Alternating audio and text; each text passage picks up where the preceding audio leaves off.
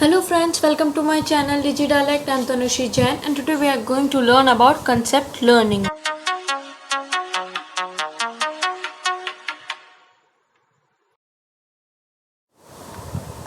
Concept learning क्या होता है?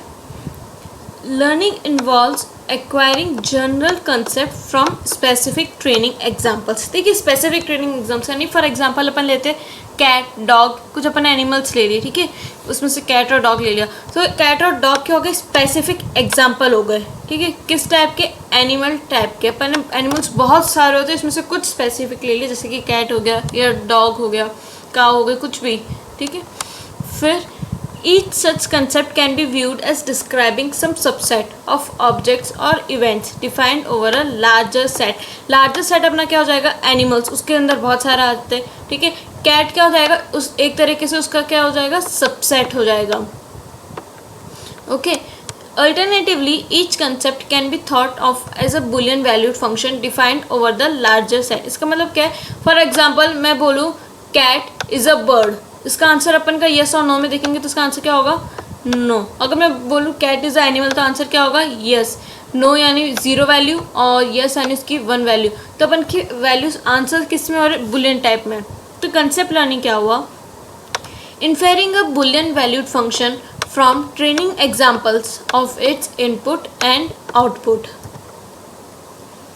अ कंसेप्ट लर्निंग टास्क, अब अपन इसको समझने के लिए एक एग्जांपल लेते हैं।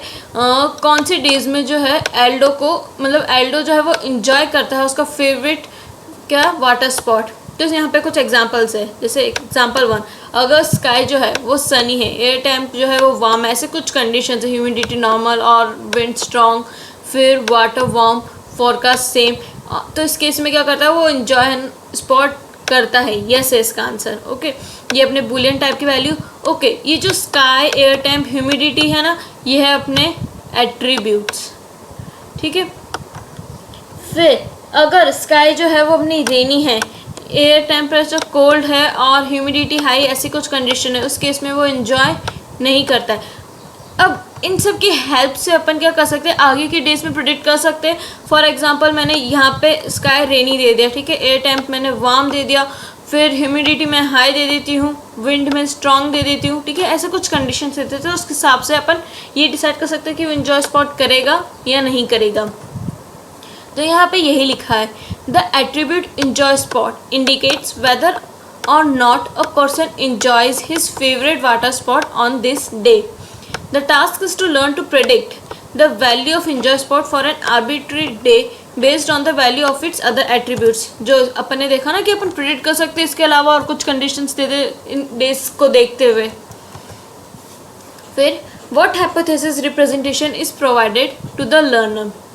Let's consider a simple representation in which each hypothesis consists of a conjunction or constraint on the instance attributes.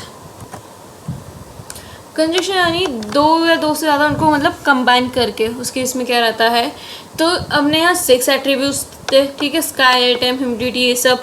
अब अपन क्या देखेंगे, जैसे अगर अपन क्वेश्चन मार्क यूज़ करते हैं, ठीक है, तो क्वेश्चन मार्क का मतलब होगा कि कोई भी वैल्यू है ना एक्सेप्टेबल है। फॉर एग्जाम्पल मैंने स्काई के साथ लिखा, ठीक है, क्वेश्चन मार्क, फिर ठीक है, तो यहाँ पे है ना मतलब कोई भी वैल्यू जो होगी ना वो एक्सेप्टेबल होगी। सॉरी, यहाँ मैंने कोल्ड लिखा, ओके, और उसके बाद मैं लिख देती हूँ क्वेश्चन मार्क, तो यानी कोई भी वैल्यू एक्सेप्टेबल होगी। अब अपनी टेबल क्या थी, कोल्ड, ठीक है। उसके बाद ह्यूमिडिटी में ना कोई भी वैल्यू एक्सेप्टेबल होगी, इधर तो अपना फिक्स हो गया। एक और नेक्स्ट होता है specify a single required value, example वहाँ मैंने स्काई के अंदर फिक्स कर दिया वहाँ, तो सिर्फ वार्म वाले दिन ही है ना वो वाटर स्पॉट इंजॉय करेगा, बाकी किसी भी दिन इंजॉय नहीं करेगा, ठीक है। फिर इंडिकेट बाय ये जो है ना null, that no value is acceptable, यानी उसकी कोई भी वैल्यू जो है वो एक्सेप्टेबल नहीं है। अब if some instance x satisfies all the constant of hypothesis h, then h classifies x as a positive example. अगर अपनी जो सारी कंडीशंस है ना वो सेटिस्फाई हो जाती है, ठीक है, तो इसको अपन क्या बोलेंगे, 1, यानी वो यस, यानी वो उस दिन जाएगा। एक तरह से क्या बोलते हैं उसको, positive example, okay. The hypothesis that person enjoy his favourite sport only on cold days, सिर्फ कोल्ड डेज में ही करता है, ठीक है। यहाँ पे क्या था, सारी कंडीशन सेटिस्फाई होगी, इसलिए इसको मैं एक्स ऐसे लिख रही हूँ, एच फिर एक्स के अपने सारे एट्रीब्यूट्स, ठीक है, वो सारे सेटिस्फाई हो, इसलिए 1। अब अपन क्या बोल रहे हैं कि सिर्फ वो कोल्ड डेज में विथ हाई ह्यूमिडिटी, 2 कंडीशन हो गई है, ठीक है, तभी वो इंजॉय करेगा। इंडिपेंडेंट ऑफ द वैल्यूज और the other is represented by the expression. इसका मतलब क्या हो गया, पहला क्वेश्चन मार्क, फिर सेकंड हो गया कोल्ड, हाई और फिर क्वेश्चन मार्क। देखिए इस पे अपन टेबल देखते हैं, यहाँ पे क्वेश्चन मार्क था, यानी यहाँ पे उसको कोई सी भी कंडीशन चलेगी। एयर टेम्प के अपन ने क्या लिखा, कोल्ड, यानी सिर्फ कोल्ड होना चाहिए। फिर ह्यूमिडिटी में अपन ने क्या लिखा, हाई, ठीक है। अब कोल्ड के साथ देखेंगे तो हाई भी यहीं पे आ रहा है, या फिर मतलब ये दोनों कंडीशन मैच होनी चाहिए कि कोल्ड भी हो एट टाइम और ह्यूमिडिटी भी हाई हो। बाकी विंड, वाटर, फॉरकास्ट यहाँ पे कोई भी वैल्यूज चलेगी।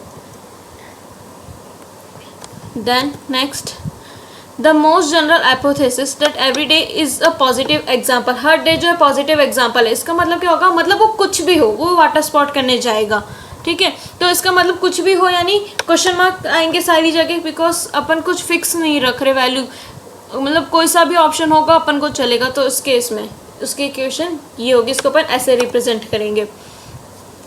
The most specific possible hypothesis that no day is a positive example is represented by, मतलब वो कुछ भी हो, वो वाटर स्पॉट उसको इंजॉय नहीं करेगा, तो उसके केस में अपन क्या यूज़ करेंगे, ये वाला साइन, नल का साइन, ओके।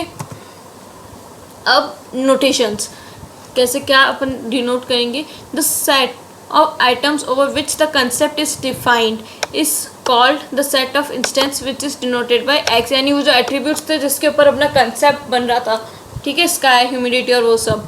फिर the example x is the set of all possible days is represented by the attributes, क्या क्या attributes थे वो सब, ठीक है। the concept or function to be learned is called target concept which is denoted by c, ठीक है। the concept or function to be learn, जो अपन को करना है, जो अपन को कंसेप्ट सीखना है, उसको क्या बोलते हैं अपन, target concept. C can be any boolean value, जैसे उसमें था ना एंजॉय स्पोर्ट, वो चीज़, ठीक है। Can be Boolean value function defined over the instance by x, तो उसकी वैल्यू क्या होगी, सी।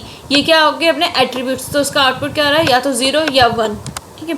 एग्जाम्पल देखते हैं, ठीक है, कि इंजॉय स्पोर्ट, अगर कंडीशन ये है कोई सी, ठीक है, और उसका एट्रीब्यूट का आउटपुट 1 है, ठीक है, तो यानी इंजॉय स्पोर्ट का आंसर क्या हो गया, यस। फिर सी और ये कोई भी एट्रीब्यूट उसका 0 है, तो इंजॉय स्पोर्ट का आंसर क्या हो गया अपना, no.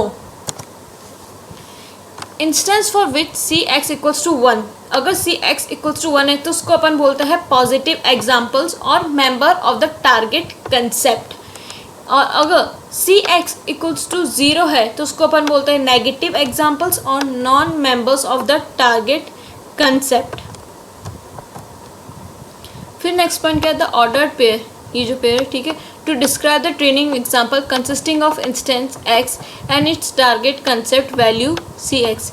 D to denote the set of all available training examples. And next क्या है, last, the symbol h to denote the set of all hypotheses that the learner may consider regarding the identity of the target concept. Each hypothesis h in h represents a boolean value functions defined over x. देखिए यहाँ पे क्या था, x और सी x, ठीक है। ये x का मतलब हो गया जैसे कि स्काई या कुछ भी, ठीक है, कोई भी एट्रीब्यूट, ठीक है। और यहाँ ये वैल्यू क्या हो जाएगी, 1 और 0, ठीक है। तो ऐसे ऑर्डर पेयर बनेगा। अब यहाँ पे क्या लिखा है, ये जो कैपिटल एच होता है ना, ये सेट ऑफ ऑल हाइपोथेसिस, ठीक है, सारे हाइपोथेसिस का set capital H, okay. And each hypothesis in H, ये क्या हो गया, स्मॉल एच क्या हो गया, एक तरीके से ये जो कैपिटल एच है वो पूरा कलेक्शन है, ठीक है, सारा हाइपोथेसिस का। It represents a Boolean function defined over x, ठीक है, it represents a Boolean function defined over a x. The inductive learning hypothesis, any hypothesis found to approximate the target function will well over a sufficiently large set of training example will also approximate the target function well over the other unobserved example। अगर अपना जो hypothesis है वो एकदम properly work कर रहा है, ठीक है, अपने लार्ज सेट पे भी, तो जो अपन ने कुछ ऑब्जर्व नहीं करे होंगे ना सेट, तो वहाँ पे भी अपन ये मान के चलते कि वहाँ पे भी अच्छे से वर्क करेगा। Thank you friends. इस टॉपिक के रिगार्डिंग कोई भी डाउट है तो कमेंट करें, शेयर करें। अगर आपको अच्छा लगा सब्सक्राइब करें मेरे चैनल को, ताकि नेक्स्ट वीडियो की आपको नोटिफिकेशंस भी मिलती रहे। Thank you.